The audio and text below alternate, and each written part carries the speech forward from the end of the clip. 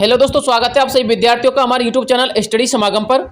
देखिए साथियों, आज के इस वीडियो के माध्यम से मैं आप लोगों के लिए एक ऐसी अपडेट देने वाला हूं जिस अपडेट के बारे में जान करके साथियों आप लोगों के दिल को कहीं ना कहीं सुकून जरूर मिलेगा। साथ में दोस्तों ये जो अपडेट है ना, आप लोगों के लिए खुशखबरी वाली अपडेट है। अब साथियों मैं आप लोगों के लिए खुशखबरी वाली अपडेट क्या कह रहा हूँ, इसका साथियों मेरे पास एक बेस है। अब दोस्तों वो बेस क्या है वो भी मैं आपको इस वीडियो में बताऊंगा। साथ में दोस्तों हमारे सभी कैडर के कैंडिडेट के लिए एक विशेष अपडेट भी मैं आपको इस वीडियो के माध्यम से बताऊंगा, इसलिए आपको इस वीडियो को बिना स्किप किए एंड तक देखना है और एक एक स्टेप को समझना ताकि आपको पूरा डिटेल समझ में आ जाए। देखिए साथियों, सबसे पहले तो मैं आपको बताना चाहूंगा नर्सिंग ऑफिसर वाले कैंडिडेट का मामला, उसके बाद साथियों हम अन्य कैडर के कैंडिडेट के ऊपर बात करेंगे। देखिए साथियों, जैसा कि आप लोगों ने थंबनेल में देखा होगा कि आप लोगों की वैकेंसी के संबंध में मैं सभी कैडर की वैकेंसी की बात कर रहा हूं। आप लोगों की वैकेंसी के संबंध में जितने भी रास्ते थे साथियों, अब सारे के सारे रास्ते साफ होने वाले हैं। जितने भी आप लोगों के रास्ते के अंतर्गत समस्या आ रही थी, अब सारी की सारी समस्याओं का समाधान होने वाला है। अब ऐसा क्यों कह रहा हूं साथियों, पहले तो वो देख लीजिए। देखिए साथियों, मैं ऐसा इसलिए कह रहा हूं क्योंकि साथियों आप लोगों की वैकेंसियों के अंतर्गत नर्सिंग ऑफिसर की जो कैंडिडेट की वैकेंसी चल रही थी, किसकी, नर्सिंग ऑफिसर के कैंडिडेट की, उसकी वैकेंसी पे साथियों स्टे लगा हुआ था। ठीक है ना। अब दोस्तों स्टे वाला मामला क्यों आया था वो मैंने आपको पिछला वीडियो बना दिया था। इसके संबंध में हमारे जितेंद्र चंगाड़ जी ने इस वैकेंसी के ऊपर स्टे लगवाया था। साथियों उन्होंने रेट लगा दी थी इस वैकेंसी में, क्योंकि उनके लिए 8 नंबर का जो कॉलम था उनके एक्सपीरियंस सर्टिफिकेट में वो काउंट नहीं किया गया था, जिसकी वजह से उनके लिए बोनस अंक नहीं दिए गए थे। ठीक है ना। लेकिन साथियों जितेंद्र चंगाड़ जी के मामले की 4 नंबर को सुनवाई होनी थी, जैसा कि मैंने आपको पिछले वीडियो में भी बता दिया था। दोस्तों आज 4 नंबर है और उनके मामले की सुनवाई हो चुकी है। ठीक है ना। साथियों सुनवाई में क्या हुआ वो मैं आपको आगे वीडियो में बता दूंगा, लेकिन सबसे पहले मैं आपको बताना चाहूंगा आप लोग की वैकेंसी के संबंध में जो स्टे लगा हुआ था नर्सिंग ऑफिसर की वैकेंसी में, साथियों वो स्टे कंप्लीटली हट चुका है। ठीक है ना। यानी कि अब आप लोग की वैकेंसी बिल्कुल क्लियर हो चुकी है, रास्ता बिल्कुल क्लियर हो चुका है। अब साथियों जजमेंट क्या आया था आज 4 तारीख का, साथियों पहले तो वो जजमेंट देख लीजिए, उसके बाद हम अन्य वैकेंसी के संबंध में चर्चा करेंगे। ठीक है ना। देखिए साथियों आप लोग को स्क्रीन पे ये दिखाई दे रहा होगा, ये हमारा हाईकोर्ट का जजमेंट है। साथियों आप लोग इसको अच्छी तरीके से रीड कर सकते हो। यहाँ पर साफ साफ लिखा हुआ जितेंद्र चंगाड़ी जी सन ऑफ राजेंद्र कुमार चंगाड़ी। ठीक है ना। इसके आगे साथियों आप लोग वर्सेस में भी पढ़ सकते हो इन्होंने किसके खिलाफ ये मुकदमा लगाया था, यानी कि इन्होंने किसके खिलाफ ये केस दर्ज किया था। ठीक है। यहाँ पर साथियों आप लोग वकीलों के नाम भी देख सकते हो जो हमारे एडवोकेट रहे हैं। पूर्व पिटिशनर्स की तरफ से रहे थे मिस्टर सुनील पुरोहित, और जो हमारे रेस्पोंडेंट वकील रहे थे वो मिस्टर MS सिंधवी रहे थे। ठीक है ना। इसके अलावा साथियों आप लोग यहाँ पर ऑनरेबल जस्टिस अवनीश जी का पूरा ऑर्डर पढ़ लीजिए। ठीक है ना। पूरा जजमेंट पढ़ लीजिए, उन्होंने क्या जजमेंट दिया है। देखिए साथियों यहाँ पर लिखा हुआ है 4/11/2023। ठीक है ना। पूरा का पूरा वैसे तो मैंने अच्छी तरीके से रीड कर लिया, यदि आप लोग पढ़ना चाहते हो तो आप लोग पढ़ लेना। ठीक है। मैं इसका लिंक भी वीडियो की डिस्क्रिप्शन बॉक्स में डाल दूंगा, वहां से डाउनलोड कर लेना। लेकिन मैं आपको काम की बात बता देता हूँ, साथ में जो हमारे अन्य कैडर के कैंडिडेट थे ना, मैंने उनके लिए ये बोला था कि आप लोग की वैकेंसी के संबंध में रास्ता साफ होने वाला है।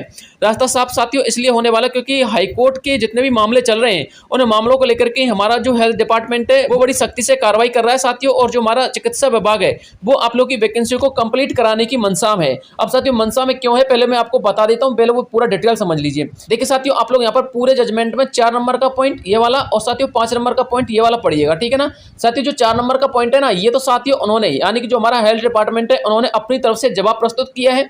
इसके अलावा साथियों जो 5वें नंबर का पॉइंट है ये वाला पॉइंट, ये साथियों आप लोग की नर्सिंग ऑफिसर के जो कैंडिडेट है उसके संबंध में जो स्टे लगाया गया था उसके संबंध में ये जवाब आया है। ठीक है ना। ये हमारे हाईकोर्ट का जजमेंट है।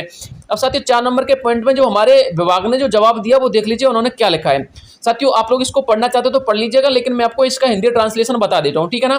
देखिए साथियों उन्होंने ये कहा है कि हमारा जो विभाग है यानी कि जो हमारा चिकित्सा विभाग है, अभी उन्होंने कैंडिडेट की प्रोविजनल लिस्ट जारी की है, यानी कि प्रोविजनल सूची जारी की है। अभी उन्होंने फाइनल मेरिट सूची जारी नहीं की है, जिसकी वजह से जो हमारे ये कैंडिडेट हैं जिन्होंने ये मामला दर्ज किया है इन्होंने स्टे लगा करके इस वैकेंसी पे ये उन्होंने गलत किया है।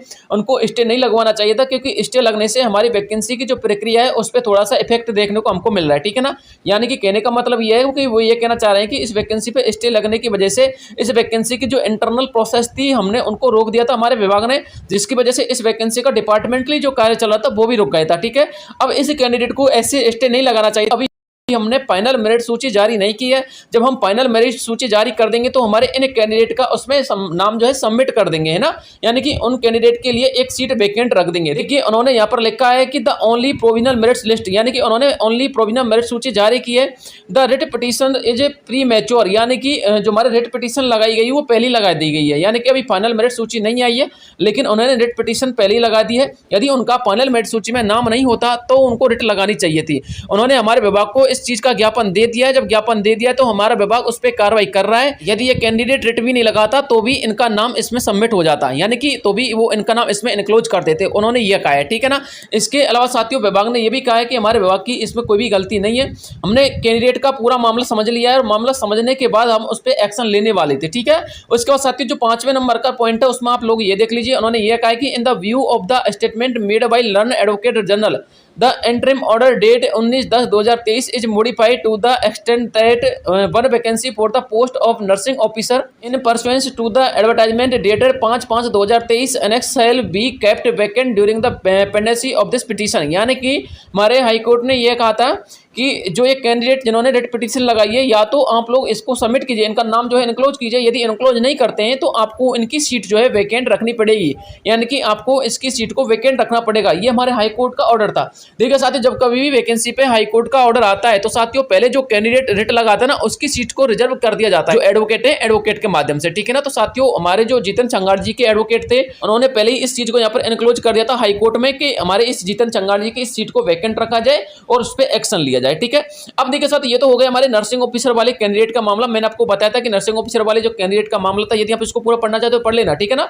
तो मैंने आपको बताया था कि नर्सिंग ऑफिसर वाले जो कैंडिडेट का मामला था वो मामला निपट चुका है और उसका जो हिस्ट्री था वो हट चुका है, ठीक है ना। आप लोगों की वैकेंसी का रास्ता साफ हो चुका है। हालांकि साथियों आप लोग की ज्वाइनिंग तो बाद में ही होगी, जनवरी फरवरी के आसपास ही होगी, ठीक है।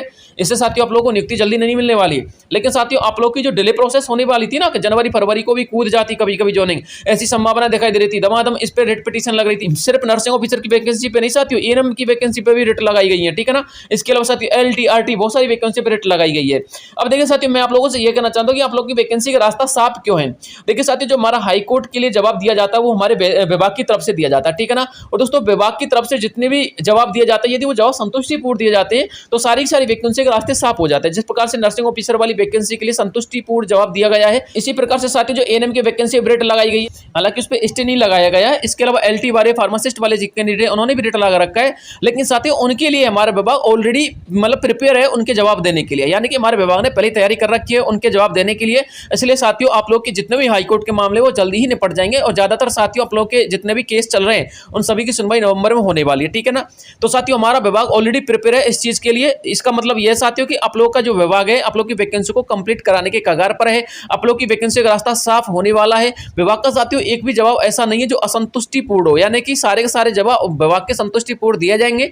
इसकी वजह से साथियों जितने भी यहाँ पर केस लगाए गए सारे के सारे केसों का टाइम टू टाइम निपटारा हो जाएगा और आप लोग की वैकेंसी का रास्ता भी खुल जाएगा, ठीक है ना। यदि साथियों नर्सिंग ऑफिसर की वैकेंसी में ये विभाग सही से जवाब नहीं देता तो दोस्तों इससे हम ये समझ जाते हैं कि जो विभाग है वो लापरवाही कर रहा है और आप लोग की वैकेंसी को कंप्लीट कराने के कगार पर नहीं है, यानी कि उसकी मंशा नहीं है वैकेंसी को कंप्लीट कराने की। लेकिन साथियों विभाग ने एक संतुष्टिपूर्ण जवाब प्रस्तुत करके सिद्ध कर दिया है कि विभाग आप लोग की वैकेंसी को कंप्लीट कराने की पूर्ण मंशा में है और आप लोग की नियुक्ति भी होगी, ज्वाइनिंग भी होगी और वैकेंसी कंप्लीट 110% होकर रहेगी। आप लोग चिंतित ना होइएगा, आप लोग धैर्य बना के रखिएगा, ठीक है ना। तो साथियों हमारे जीतन चंगार जी का मामला था, ये पूरा मामला मैंने आपको समझा दिया है। इसके अलावा यदि आप लोग ये पूरा जजमेंट पढ़ना चाहते हो तो ये जजमेंट पढ़ लेना, और इसके अलावा साथियों यदि आप लोग ये जजमेंट डाउनलोड करना चाहते हैं तो इसका लिंक मैं आपको वीडियो के डिस्क्रिप्शन बॉक्स में डाल दूंगा, वहां से क्लिक करके ये पूरा जजमेंट डाउनलोड कर लेना, ठीक है ना।